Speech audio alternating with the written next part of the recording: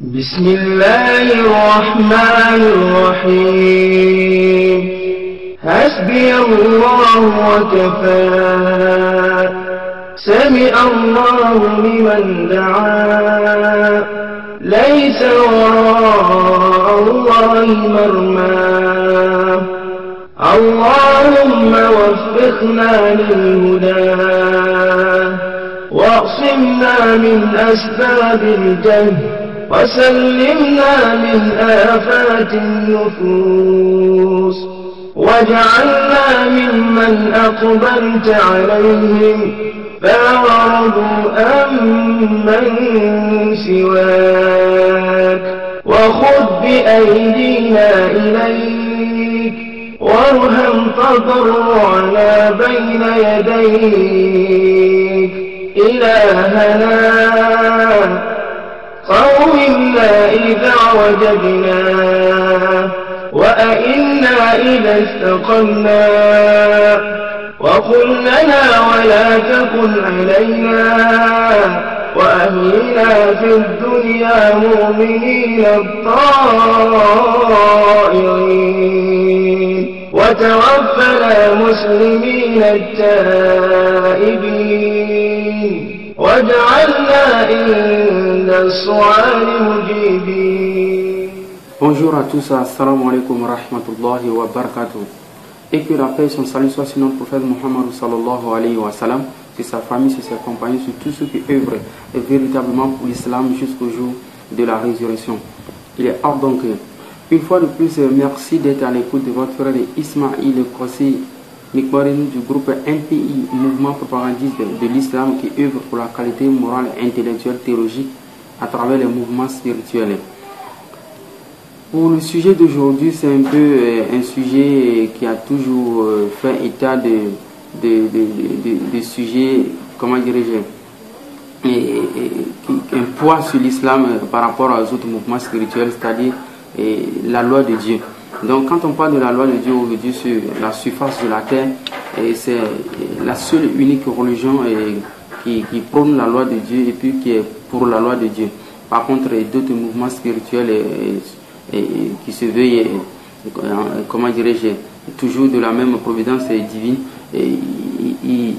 en quelque sorte, ils essaient de s'en écarter ou ils essaient d'alléger ou ils essaient on ne sait pas, bon, chacun essaie par un moyen de dissiper la loi ou d'éradiquer la loi ou en quelque sorte ou de mettre une couche sur elle ou en quelque sorte, la transformer ou l'alléger ou bon, toutes sortes d'astuces pour pouvoir mettre cela en cause. Donc, Inch'Allah, dans ce sujet, nous allons démontrer ou expliquer en quelque sorte ce que c'est que la loi divine. Et tout d'abord, comme dissertation sur la loi divine, quand on parle de la loi, c'est d'abord dans l'explication triviale. La loi, elle protège des innocents. Donc, la loi, elle est contre des injustés. Donc, la loi, elle est l'élément qui justifie, qui tranche entre deux personnes. La loi, c'est une sorte de législation, de démarche qui établit une règle. Donc, se privant ou, comment dirais-je, n'ayant pas cette notion de la définition, cette notion définitionnelle de la loi, certains pensent que quand on parle de la loi, c'est une forme de poids, quelque chose qu'on impose à un être humain. Non, c'est ce que nous allons démontrer aujourd'hui, Inch'Allah. Soyez ouverts, ouvrez vos esprits et puis soyez humbles, vous allez comprendre ce que c'est que la loi. Si nous poursuivons un peu notre étude sur la pensée islamique sur la loi par rapport aux autres, on donne par exemple certains même musulmans ou d'autres en sont apostasiés et ils ont eu peut-être à mal interpréter ce concept de la loi qui pour eux est un poids ou en quelque sorte qui leur prive la liberté totale de se divertir ou de s'adonner à toutes sortes de réjouissances et puis autres. Et ces musulmans, ils ont un problème ici, comme nous allons le souligner dans la sourate 4, verset 8. Et lorsque les proches parents, les orphelins, les nécessiteux assistent au partage, offrez-leur quelque chose de l'héritage et parlez-leur convenablement. Donc ici, Allah subhanahu wa ta'ala donne comme une loi, nous poursuivons comme ça, comme une loi à toute personne qui, au moment du partage de l'héritage, si ils ont eu les proches parents, les orphelins, les nécessiteux qui ont assisté à ce partage, ils peuvent leur offrir quelque chose. Donc du coup, quand on voit cela, c'est une loi qui est un peu mal barrée pour certains musulmans qui peuvent le penser que ces musulmans qui sont avares, qui n'ont pas un bon lien avec leurs parents, les proches parents, et puis un bon lien avec les nécessiteux, les musulmans qui pratiquent, comment dirais-je, la méduse. Donc ces musulmans, du coup, trouvent cette sentence ou cette loi divine trop pour eux à partager leurs biens avec un nécessiteux comme ça, et puis comme un étranger. Pourquoi cela dépasserait les bornes, et puis cela démiliterait aussi leur responsabilité vis-à-vis de leur richesse. Donc ces musulmans doivent savoir que dans la Bible, il n'est pas autorisé à une femme d'hériter son mari. Donc vous voyez, en islam, une femme peut hériter son mari. Donc du coup, on voit que quand on parle de lois caduques ou des lois qui sont comment dirais-je, les lois insensées, on se retourne plutôt dans ces mouvements-là qui ont des lois comme ça, mais qui les disciples, ils voient que ces lois ne ressortent aucune forme de morale. Donc, déjà dans cette sourate 4, verset 8, il représente une contrainte pour ces musulmans qui ont la main dure, et pour ces musulmans qui n'ont pas une bonne relation avec leurs proches parents. Le prophète Mohammed sallallahu alayhi wa sallam l'a bien dit, on peut plus de largeur à ce sujet. Il a demandé à ce que même on ait une bonne relation avec ceux qui sont proches de nous, même nos voisins. Tellement il donnait des prescriptions ou bien des ordonnances, ou bien la loi, si on comme dans la loi à ses disciples, la loi ou bien l'engagement ou comment dire, le droit de leurs voisins. Le prophète a révélé jusqu'à ce que les disciples ont dit, mais il peut s'en faut que le prophète leur recommande ou leur impose comme à partager l'héritage avec leurs voisins. Voilà. Donc, vous voyez du coup que c'est un peu des fois insupportable pour certains humains, mais qui est toutefois un bien. Parce que quand vous entretenez une bonne relation avec votre voisin, tard dans la nuit, vous avez un problème, il peut être là. Quand vous avez une bonne relation avec votre voisin, vous avez des invités comme ça, ils peuvent garer leur voiture en face de leur maison. Mais si vous n'avez pas une bonne relation qui est régie par l'islam comme ça, vous n'entretenez pas une bonne relation avec votre voisinage, vous ne pouvez même pas passer de la maison de votre voisinage. Si des fois il arrive qu'on fasse des constructions où il faut mettre des piliers dans la cour de son voisin, vous n'allez pas lui demander cela. Et puis dans cette contrainte, vous allez plus souffrir si plutôt de façon préalable vous allez pratiquer ce que vous a dit Allah subhanahu wa ta'ala. Donc, est-ce qu'on peut essayer de définir dans le système législatif islamique? D'autres en ont fait une interprétation particulière, et puis avec ambiguïté, qui ont mis en cause ces devoirs qui n'ont autre que du fruit pour nous-mêmes qui allons les pratiquer. Donc, vous allez voir dans la sourate 23, verset 71, si nous poursuivons notre petit texte, sourate 23, verset 71. Allah subhanahu wa ta'ala, qu'est-ce qu'il nous dit? Il dit, Bismillahir Rahmanir Rahim, wa la utab'an haqqu ahwa'ahum la fasadati samawati wal ardu wa man fihin. Donc, si Allah subhanahu wa ta'ala nous dit, si la vérité était conforme à leur passion, les cieux et la terre et ceux qui s'y trouvent seraient certes corrompus. Au contraire, nous leur avons donné leur appel, mais ils s'en détournent.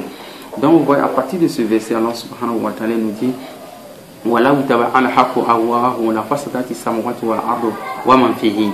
Donc, Dieu dit, si cette vérité, c'est-à-dire le Coran, avec sa législation, le guide qu'il est, le bien qu'il est pour les humains, si cette législation, ben, toutes ces pensées, si elles étaient conformes aux pensées humaines et puis aux désirs humains, donc les cieux et la terre seraient tous en désordre. C'est normal parce que il n'y a pas aujourd'hui, comment dirais-je, un seul mouvement, une seule assemblée qui n'a pas de règlement intérieur. Ce sont ces règlements intérieurs que nous appelons la charia et la loi. Donc, si Dieu étant comment dire, à l'origine de tout, il n'a pas ordonné une quelconque démarche ou une quelconque forme de vivre ensemble, de devoir, puis de droit, et qui permettra une relation conciliale et puis de façon améliorable.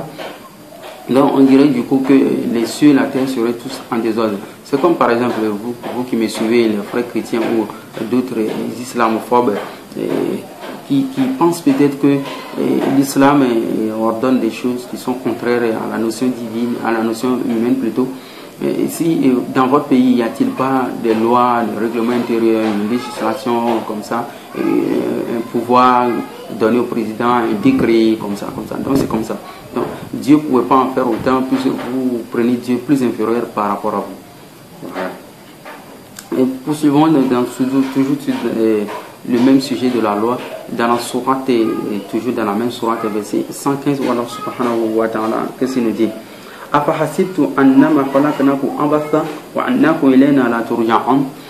Allah subhanahu wa ta'ala nous dit, pensez-vous que nous vous avions créé sans but et que vous ne serez pas amenés vers nous?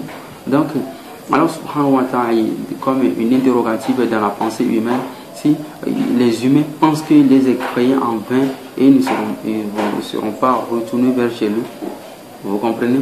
Donc on ne sait pas. C'est une forme de réflexion vers où Allah subhanahu wa ta'ala amène l'être humain à savoir que donc vous êtes là comme ça, Dieu vous a créé sans but. Donc on ne comprend pas. Donc on ne sait pas ce que veulent les frères, mais si on reconnaît qu'à l'origine de chaque chose se trouve un créateur ou comment dire, un instigateur de chaque chose, il faut reconnaître que non, étant un propriétaire d'une chose, vous avez des prescriptions. C'est comme par exemple ceux qui s'opposent à la loi, les magies de Ukasha, les Odon La Fontaine, les quoi, pourquoi. Mais quand ils écrivent leurs livres, ils ont, comment dire, le but de leur, comment dire, leur ouvrage, et puis ils ont une direction pour ce qu'ils font. Vous comprenez, non? Donc, si vous faites quelque chose, vous avez une direction pour la chose. Donc, si Dieu est le créateur, il a une direction pour l'humanité. Bon, si nous poursuivons un peu plus loin, Allah subhanahu wa ta'ala va vous dire, va nous dire plutôt, dans la sourate 17, verset 36, où il amène plus l'être humain toujours à la réflexion. Bismillahirrahmanirrahim. Wala taqfu ma laysa laka bihi ilm. Donc il dit, ne poursuis pas ce dont tu n'as aucune connaissance. Pourquoi nous avions amené ce verset à réflexion? C'est pour reméditer un peu plus sur ce que vous a recommandé, ce que nous a recommandé plutôt Allah subhanahu wa ta'ala, si cela est néfaste pour nous ou cela est utile pour nous. Donc du coup, si l'être humain n'amène pas sa réflexion au-delà de l'éthique, au-delà de la responsabilité de leur créateur vis-à-vis d'eux, qui est pour eux un droit d'éducation, comme l'enfant a le droit de l'éducation chez ses parents. C'est ainsi que quand un parent éduque son enfant, c'est le droit, c'est le devoir du parent d'éduquer l'enfant. Donc, vice-versa, l'enfant, c'est son droit pour qu'on l'éduque. Mais du coup, dans cette éducation, l'enfant trouve certains châtiments, certaines interdictions au-delà de ses désirs, de sa pensée, de sa liberté totale. Mais si l'enfant il trouve un peu dur certains châtiments, certaines recommandations venant de son père, du coup l'enfant il réprouve ce que fait le papa. Or le papa, c'est son devoir de l'éduquer, et dans ce devoir là, de façon explicite, le père ne veut que du bien de l'enfant. Bon, si nous poursuivons un peu toujours dans la même logique, vous verrez qu'un enfant qui vit auprès de ses parents dans sa chambre, dans la maison de son papa plutôt, cet enfant, il est souvent, pour lui, il est séquestré. Et quand le papa est là, il ne peut s'adonner à certains désirs. C'est comme ça. Donc, l'enfant se trouve en quelque part restreint dans la chambre et puis ou dans la maison. Il ne peut sortir, il ne peut avoir visite. Peut-être ici, l'enfant s'adonne aux désirs sexuels et autres, des choses comme ça. Il ne peut pas recevoir ses copines chez lui à la maison, des choses comme ça. Bon. Du coup, l'enfant, s'il est vraiment insolent, je le rappelle, un enfant insolent comme ça dans la Bible, il est demandé à ce qu'on le tue. Donc ce sont des versets bibliques que nous n'aimerions pas refaire surface ici pour dire que cela vient de Dieu. Or, cela ne vient pas de Dieu. Cela vient des hommes qui ont écrit la Bible. Donc, cet enfant, quand il aura, à l'absence de son papa, il va foutre toutes sortes de merde. Ou s'il réussit un jour à avoir une petite possibilité d'aller louer une petite piole quelque part là-bas, il va s'adonner à tous ces désirs-là. Est-ce qu'en s'adonnant à tous ces désirs qui lui ont été interdits chez son papa, est-ce que ça va l'avantager? Bon. Ce que nous voulons vous rappeler à partir de là, que si vous n'aimez pas la loi divine et tant que vous en écartez, faites ce que vous voulez. Donc, dans ce sens, si on définit ce que chacun peut faire de son propre gré, vous verrez que non. Si vous vous réjouissez et que vous tombez dans le droit d'autrui, vous allez vous balancer dans les problèmes. C'est que si vous voulez pas suivre la loi de Dieu, je donne un exemple par exemple qui est la consommation du cochon. Certains pensent que non, pourquoi est-ce que Dieu a créé le cochon, le porc, et puis il interdit sa consommation. Donc du coup c'est illogique ou autre. Mais c'est pas illogique si celui qui a créé la chose il t'interdit formellement de l'utiliser. Donc c'est quelque chose de cette chose. Bon, vous pouvez me poser la question de savoir que, mais pourquoi est-ce que la chose existe maintenant? Oui, justement, Allah les khalaqa samawati wal ardi, il a bien dit que huwa lazi khalaqakum faminkum kafirun wa minkum mu'min. Et c'est lui le Seigneur des cieux qui a créé, vous a créé plutôt, et d'autres sont croyants et d'autres sont mécréants. Donc les humains sont créés par deux groupes. Un groupe sera croyant, un groupe sera mécréant. Donc du coup, le groupe des mécréants, ils ont leur droit d'avoir tout à leur disposition. C'est leur droit, c'est ce droit qui leur permet aujourd'hui la liberté de choisir entre l'adoration de leur créateur et puis l'adoration d'autres choses. Donc ce qui fait que les mécréants, ils arrivent à vivre aisément et autres, mais Dieu s'en fiche. Donc du coup, nous les croyants, on a une direction, et c'est cette direction-là qui va établir une forme de différence entre nous et puis ces croyants-là. Mais du coup, ces croyants ne sont pas exclus de leur liberté, de leur droit, ils doivent avoir les effets pour pratiquer le paganisme et tout ce qu'ils veulent, ils doivent en obtenir pour passer à leur désir machiavélique. Donc, ces derniers, c'est leur droit d'avoir tout cela à leur portée. Donc, toi le croyant aujourd'hui, toi mon frère musulman qui me suit, Inch'Allah Ta'ala, bien heureux, Dieu l'a bien dit, soyez heureux vous les musulmans, et surtout les croyants. Donc quand on est musulman, il faut passer au degré du croyant. Donc ici, Dieu s'adresse aux croyants. Donc étant musulman, il faut avoir, moi je dirais, à l'instinct que toutes ces normes qui doivent être acceptées et puis pratiquées. Là, vous aurez un degré de foi jusqu'à un moment. Donc, si la loi, vous pensez, les frères, les non-musulmans, ils pensent que l'on peut vivre ou l'on peut se passer de la loi divine, faites ce que vous voulez, vous verrez à la suite si cela va vous procurer du bien. Quand on parle de la loi divine où tu voles, on te coupe ta main, va voler. Maintenant, si le propriétaire t'appelle, tu verras s'il va te couper la main. Il va même te tuer. Donc, va forniquer avec ton frère, la femme de ton frère, il vient te trouver avec sa femme, ou bien la femme de ton ami, il vient te retrouver. Il va même te tuer.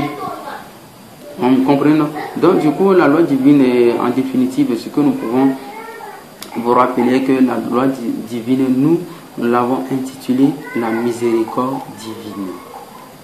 Pourquoi la miséricorde divine? C'est-à-dire, Dieu vous met en garde de tout danger. C'est ce qu'on appelle la loi divine. Si l'on repart un peu sur la consommation de la viande du porc, celui qui l'a créé, il t'interdit de ne pas l'utiliser.